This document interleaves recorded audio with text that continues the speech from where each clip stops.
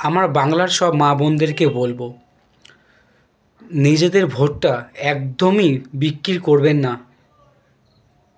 আজ লক্ষ্মীর ভাণ্ডারে যে আপনারা 1000 টাকা 500 টাকা পাচ্ছেন, তা বলে এটা না আপনি নিজের ভোটটা তৃণমূল কংগ্রেসকে দেবেন। একটু ভালোভাবে ভাবনা চিন্তা করে ভোট দেবেন।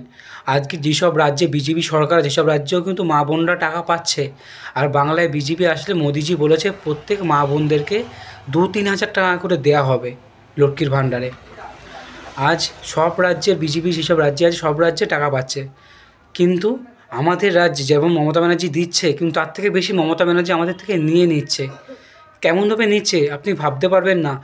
পেট্রোল ডিজেলের দাম সব থেকে বেশি, একটু গুগলে সার্চ করে দেখবেন কোন রাজ্যের পেট্রোল ডিজেলের দাম কত।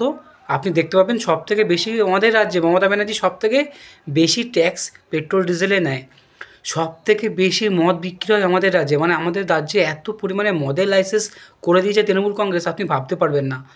এই যে রাস্তা মোড়ে মোড়ে যে লটারি, ডিয়ার লটারি না, এটাও তৃণমূল কংগ্রেসের। এখানে কোটি কোটি টাকার জুয়া চলছে। তা আপনারা ভাবুন, ওখান থেকেই মদ বিক্রি করে সাধারণ মানুষের জুয়ার বোর্ড চালিয়ে পেট্রোল, ডিজেল, গ্যাস, ইলেকট্রিসিটির রেটের থেকে এত টাকা নিয়ে যদি আমাদের 1000 টাকা দেয়, তা সেটা কি ঠিক হচ্ছে? আর বিজেপি পার্টি সব রাজ্যে, যেসব রাজ্যে আছে সব রাজ্যে জিনিসপত্রের দাম কম, উল্টো মা বোনদেরকে আরও বেশি টাকা দিচ্ছে। তা বাংলাতে মোদিজি বলছে যদি বিজেপি সরকারে আসে, যদি আপনারা বিজেপিকে ভোট দেন, তাহলে সব জিনিসের রেট কমবে, আবার বেশি বেশি পরিমাণে মা বোনকে টাকা দেবে। তাই একটু ভাবনা চিন্তা করে নিজের ভোটটা দেবেন।